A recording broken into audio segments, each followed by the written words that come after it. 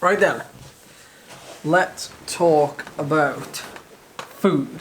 Let's start with the why. We were like 98%.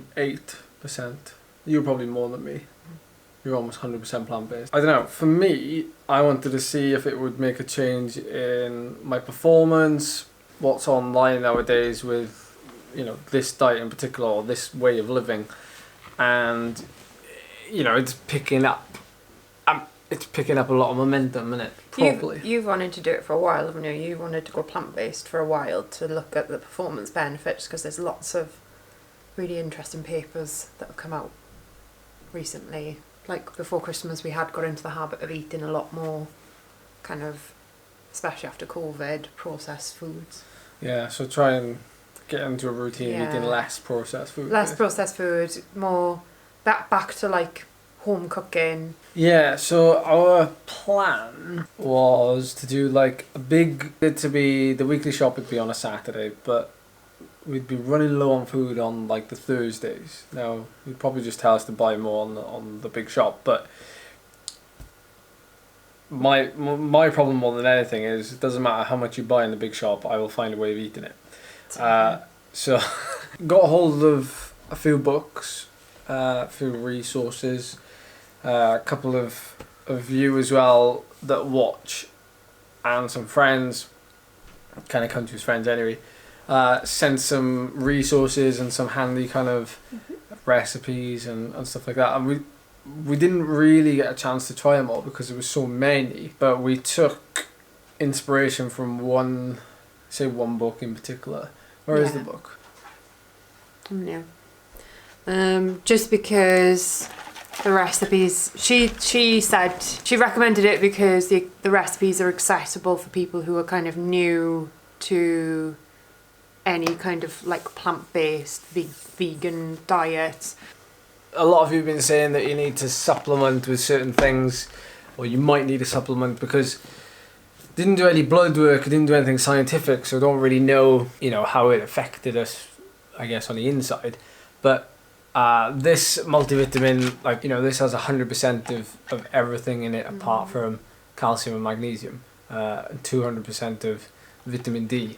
But it was B12, we had some nutritional yeast. Lots of you were telling us not to overcomplicate it. Didn't know how training would respond to it. And can't really compare it either because training was, well, I was coming back from, you know, illness and a month off. So that was trending up anyway. What's kind of going to be more interesting, I guess, is February. You know, how it's going to have an impact on my fitness increase in February, coming away from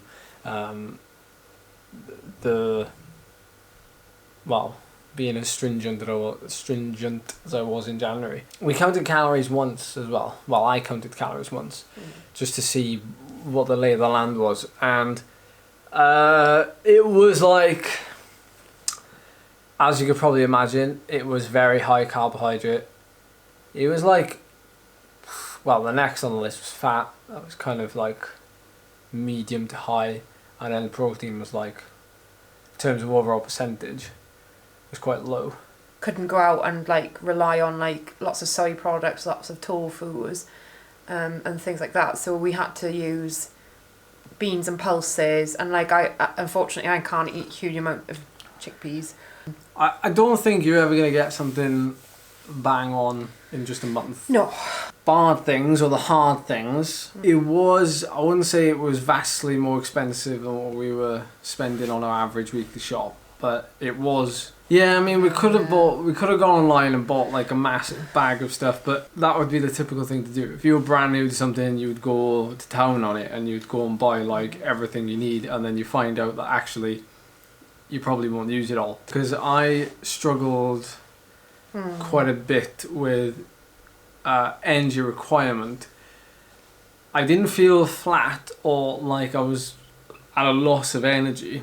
Knew that I wasn't eating enough. My workouts didn't suffer, my training didn't suffer, you know, nothing really suffered, but I knew in the back of my mind that I just wasn't eating enough. So again, to only do it for a month probably had no negative impact, but if I was to continue to do this, I would have to do it better than what I was doing it.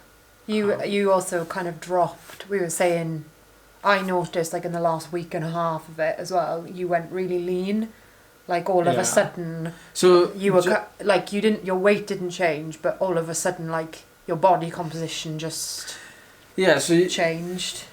Neither of our weights changed. It's things like, you start to see the vein coming down your arm.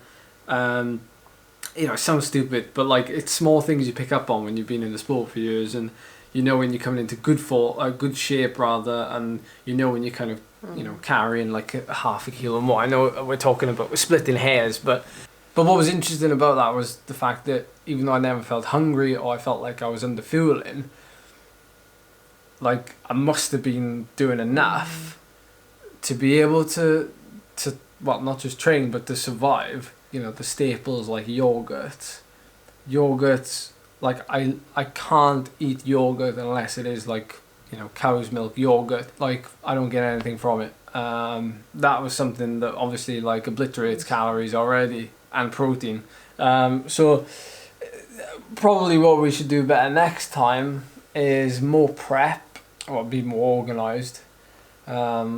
But we have been busy. So. It's difficult because we both work full time, don't we? And tea. Like that's another thing. Oh yeah, you do. I've only just started drinking tea again because I couldn't if I had a milk alternative in my tea, can't enjoy it at all. And I was getting ulcers. I was getting mouth ulcers. I had 2 on my tongue, spread out. They didn't come at once.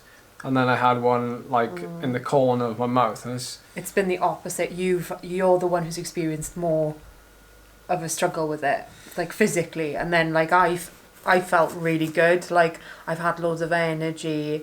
I haven't had a migraine for a month, which is like unheard of over the last couple of years. Side note, so this is obviously like the 3rd of February now. Charlie had a migraine today. 3 days after finishing plant-based January. Coincidence. So the easy bits, it was easy to get vegan food. That was your point, wasn't it? Like it's a heck of a lot easier to get stuff that's based around that now. So there's like no excuse. It's much more accessible now than it was even like 10, 15 years ago. The food, because you have to learn, I know Phil, you said this to me, because you have to learn how to cook with spices and everything else and seasoning and sauces and experiment. It's like a whole different way of cooking to like your usual like vegetables and meat. It's really tasty as well, isn't it? Yeah, I have slept like a log the whole month.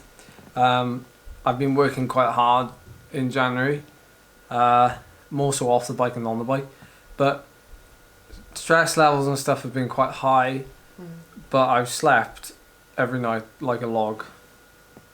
Tracked. You've seen the wonderful thumbnail that Scott's created for this video. Are we gonna stay vegan, or like what's the plans for the future? I'm gonna try and carry it on. I might eat things like fish and eggs. I have been vegetarian before, so it's not that much of a leap, really. Can I say? Sorry to interrupt. We have really enjoyed doing it this month. It's been fun, hasn't it? Yeah, like doing something. It's passed a month really well, and no matter what people say about it, it's nice to try something new and experience it, and then see how it can be applied further down the line. I've been thinking about expenditure. I've been thinking about doing it a different way. So this month has really reminded me about how I used to eat around my training. So like high intensity days, low intensity days. Now I have an idea that I could potentially be flexible and do both. Like when I say both, I mean being plant-based and then like being well, I don't know, what do you call it? The the idea is that maybe just like I would have done trying to get to my race weight, is I would have like my low intensity days or my steady riding days. Yeah, I do high fat, lower carb, not low, lower, and like moderate protein. And then on my training days, I'd obviously go high carb and etc. etc. But with this, I was thinking I could go vegan on my lower / steadier days, which are quite often, and then like on my like harder training days or like, you know, interval sessions or longer, I would have a recovery shake, recovery drink, whatever you want to call it. I would have rice and an omelette, you know, and just limit the food sources. I think that we've discovered that we don't actually need, or that we can kind of go without. I haven't more missed, often. Yeah, I haven't missed anything. Like I was so surprised. I thought I'd miss milk, cheese and eggs. I haven't missed anything. In fact, I've had cow's milk the last 2 days in my tea and coffee, and it tasted really strange. Because normally I like stuff that's salty, don't I? Like cheese or crisps and things like that. Didn't want any of that, wasn't interested. Yeah, well, there you have it. I know there's lots of you that watches and are plant-based, vegan. Thanks for making it this far, if you did. Thanks for sitting still for as long as you have done.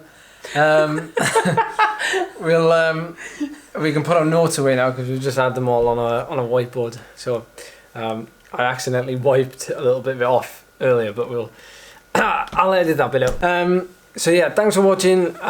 If you enjoyed this, please leave a like. Comment down below if you guys would consider trying being plant-based or incorporating it into your normal kind of diet. There you have it. Cheers, everyone. Oh. You okay? That's going to be a long one to edit.